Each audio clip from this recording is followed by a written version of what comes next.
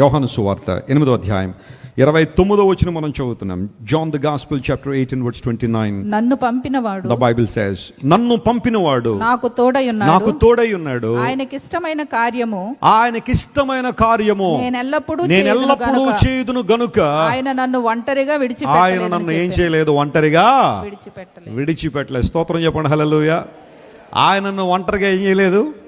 ఇది యేసు ప్రభు చెబుతున్న మాట ఆయన పరిచర్యలో. యోహాను సువార్త 8వ అధ్యాయాన్ని మీరు చదివితే ఆ 8వ అధ్యాయంలో యేసు ప్రభు వారు అనేకమైన శ్రేష్టమైన సంగతులు బోధించారు. I'm the light of this world అనే ఆ మాట 8వ అధ్యాయంలో మనం చూస్తాం. ఆ తర్వాత మీరు చివరికి వచ్చేసరికి, అధ్యాయం చివరి వరకు వచ్చేసరికి నేను అబ్రహాము కంటే ముందున్నానన్నాడు.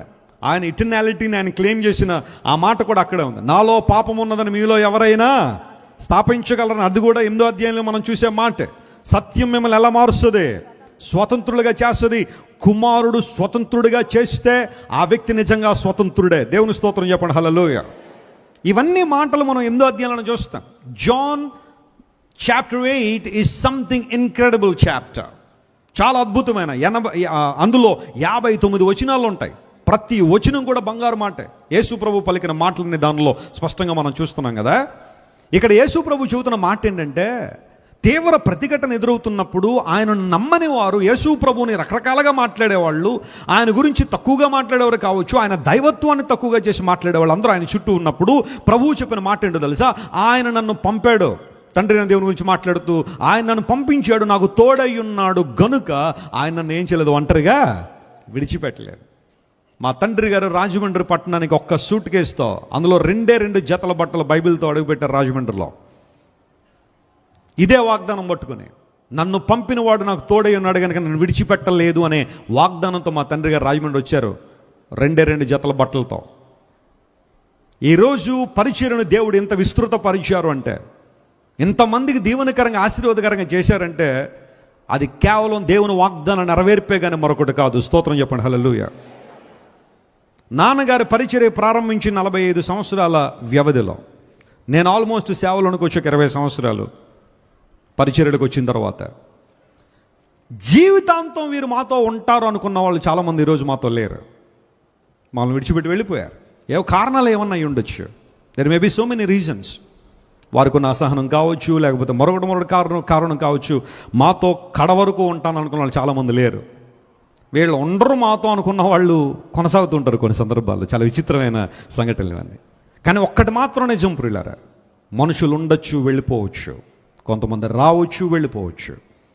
కొంతమంది దేవుని మందిరానికి వస్తారు, ఎంత ఆనందంగా దేవుని మందిరానికి వస్తారు. వెస్లీ గారు చాలా చక్కని వాక్యం అండి, వాక్యంలో ఎదుగుతున్నామండి, వాక్యంలో కొనసాగుతున్నామండి అన్నవాళ్ళు కొంతకాలం తర్వాత దేవుని మందిరంలో కనబడక, అమ్మ ఎందుకు రావట్లేదంటే ఏవో కారణాలు, రకరకాల కారణాలు. పాస్టర్ గారు మాకు షేక్ హ్యాండ్ ఇవ్వలేదండి, వెస్లీ గారు మాకు షేక్ హ్యాండ్ ఇవ్వలేదండి, మమ్మల్ని చూడలేదండి. అసలు ప్రతిరోజు ఆరాధన అయిన తర్వాత ఇక్కడ నిలబడి అందరి కోసం ప్రార్థన చేస్తున్నాం. నీకు 5 నిమిషాలు వెయిట్ చేసే ఓపిక నీలో లేకపోతే, దేవుని సేవకులు మమ్మల్ని కలవట్లేదని నువ్వు బయటకు వెళ్ళి చెప్పడం వల్ల దానివల్ల ఏమైనా అర్థం ఉందా? అఫ్కోర్స్ బహుశా కొన్ని కుటుంబాలు మేము దర్శించలేకపోయాం. కొన్ని సందర్భాల్లో చాలామంది వచ్చాయా మా కుటుంబాన్ని దర్శించండి అంటే ఖచ్చితంగా దర్శిస్తున్నాం. తండ్రి గారు రోజుకి తక్కువ లేని 4-5 గృహాలు దర్శించి ప్రార్థన చేస్తారు. మీలో ఎవరిని మేము ద్వేషించలేదు ఎప్పుడు కూడా. You're all God's people. మనందరం దేవుని బిడ్డలం.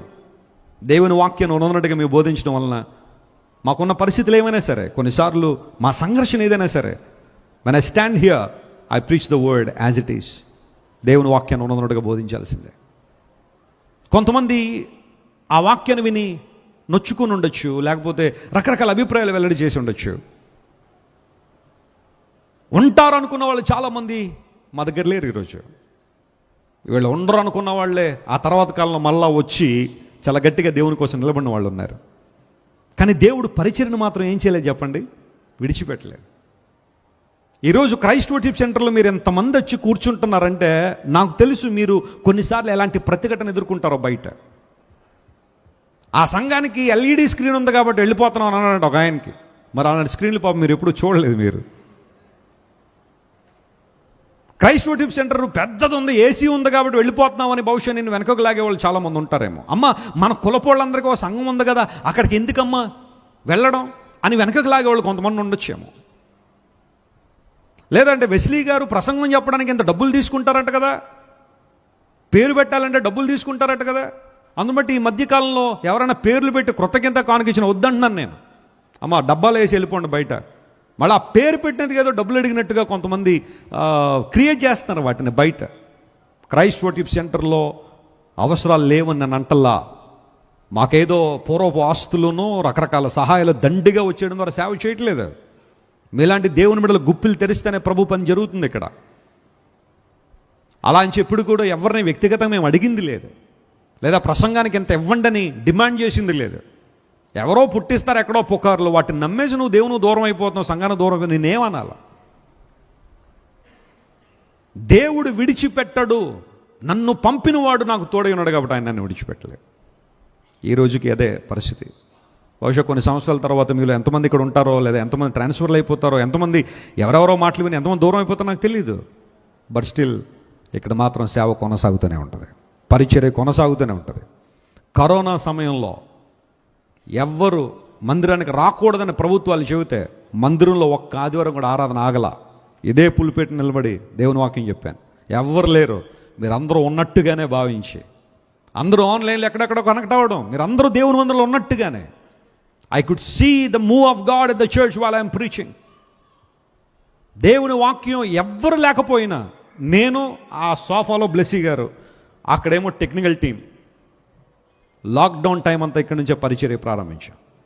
అనేక మందికి నేను రీచ్ అవ్వగలిగాను. ఆగదు దేవుని సేవ, ఆగదు దేవుని సేవ, ఆగదు ప్రభు పరిచర్య ఆగదు. ఇది దేవుడు ఏర్పాటు చేసిన ప్రాంతం. ఎవరున్నా లేకపోయినా, ఐఎమ్ టెల్లింగ్ యు అగైన్, ఎవరున్నా లేకపోయినా ఇక్కడ ప్రభు పరిచర్య జరుగుతూనే ఉంటుంది. యేసై వచ్చేంతవరకు జరుగుతూనే ఉంటుంది. హల్లెలూయా. దేవుడు ఎవరు నియమించుకుంటారో, దేవుడు ఎవరిని ఏర్పాటు చేసుకుంటారో, దేవుడు ఎవరు నిలబెట్టుకుంటారో వారి ద్వారా పరిచర్య జరుగుతూనే ఉంటుంది. కానీ పరిచర్య ఎప్పుడు ఆగదు. ఆయన నన్ను పంపించాడు కనుక, నాకు తోడై ఉన్నాడు కనుక నేను ఎప్పుడు ఒంటరివాడిని కా. చాలామంది పరిచర్యను బహుశా దెబ్బతీయాలని ఎన్నో ప్రయత్నాలు చేసి ఉండొచ్చు, ఇప్పటికీ చేస్తూ ఉండొచ్చు కూడా. కానీ దేవుడు ఎప్పుడు కూడా పరిచర్యను ఎవ్వరి ముందు కూడా దేవుడు తల వంచి నిలబెట్టేలా ఈ పరిచయం దేవుడు చేయలేదు. దేవుని వాక్యం ఉన్నట్టుగా బోధిస్తున్నాం. మీరు ఎప్పుడైనా పరిచర్యలో మన సంఘంలో వేరే వాటికి చోటు లేదు. వాక్యం, స్తుతి, ఆరాధన, పాటలు, ప్రార్థన, that's it. Leave this place and go. No place for gossips. దేవుడు చేసిన కార్యం అది. ఈరోజు బహుశా నీ పరిస్థితులను బట్టి, నీ నిర్మోహమాటాన్ని బట్టి, నీ యథార్థతను బట్టి, నీ నిజాయితీని బట్టి చాలామంది నిన్ను వదిలేసి వెళ్ళిపోయారేమో. బాధపడు, కంగారు పడు. As you are pleasing God, నువ్వు దేవుణ్ణి ప్లీజ్ చేస్తున్నావు కనుక ఎవరు నీతో ఉండకపోయినా you are so valuable. Just move on, ముందుకు సాగిపో. దేవుడిని ఆశీర్వదిస్తాడు, బలపరుస్తాడు, తన మహిమ కొరకు వాడుకుంటారు. విలియం కేరీ ఒక్కడు దేవుని కోసం నిలబడి భారతదేశ చరిత్రను మార్చాడు. డేవిడ్ లివింగ్స్టన్ ఒక చెయ్యి కన్ను పోయిన ఆఫ్రికాలో దేవుని స్వార్థ ప్రకటించి, నేను జాంబియా వెళ్ళినప్పుడు డేవిడ్ లివింగ్స్టన్ గారి యొక్క ఆ సిటీకి వెళ్ళాను. లివింగ్స్టన్ ఒక సిటీ ఉంది. What a man, what a man, what a passion. ఎంత అద్భుతమైన సేవకుడు. ఆఫ్రికాలో సేవ చేస్తూ భార్యకి పిల్లలకి బాగోపోతే వాడెక్కించి మీరు ఇంటికి వెళ్ళండి నేను వస్తాను అని చెప్పి పంపించిన డేవిడ్ లివింగ్స్టన్ 5 సంవత్సరాల తర్వాత ఇంటికి వెళ్ళాడట భార్య పిల్లల్ని చూడడానికి. ఇల్లు తలుపు తట్టగానే భార్య తలుపు తెరిచి, ఎవరండి మీరు అని అడిగిందట. డేవిడ్ లివింగ్స్టన్ కళ్ళం నీళ్ళు తెచ్చుకున్నాడు. కారణం ఏంటో తెలుసా?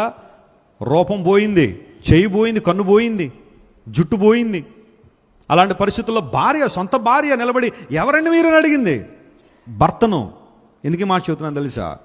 అంత ప్రయాసపడి దేవుని స్వార్థ ప్రకటించిన David Livingstone, he was all alone, ఒక్కడు ప్రభు కోసం. శామ్యుయల్ మోరిస్ అనే ఒక యవనస్తుడు దేవుని కొరకు నిలబడ్డాడు, ఒక్కడు దేవుని కోసం కార్యాలు జరిగించాడు. యంగ్ హోలీ టీం పరిచయం 2004లో ప్రారంభించినప్పుడు చాలామంది నన్ను డిస్కరేజ్ చేశారు, నిరుత్సాహపరిచారు. యవనస్తులు సేవ చేయడం ఏంటంటే, ఇలాంటి సేవలు చాలా చూసాం, ఏం చేస్తారో చూస్తాం, ఎంతవరకు వెళ్తారో చూస్తామని. ఈరోజు నేను ఎంతవరకు వచ్చానో చూశారు వాళ్ళందరూ. దేవుడు నడిపించాడు, బలపరిచాడు. ఆయన నిన్ను ఒంటరిగా విడిచిపెట్టలేదు. ఆయనకి ఇష్టమైంది చేయి, ప్రభు నిన్ను విడిచిపెట్టలేదు, నీకు తోడే ఉంటాడు, బలపరుస్తాడు. ఆనాడు సొలొమోనుకి దేవుడు ఇచ్చిన వాగ్దానం, నా జనులకు ఇశ్రాయేలు నేను ఏం చేయలేదు, విడిచిపెట్టలేదు కనుక నేను వారి మధ్య ఏం చేస్తాను,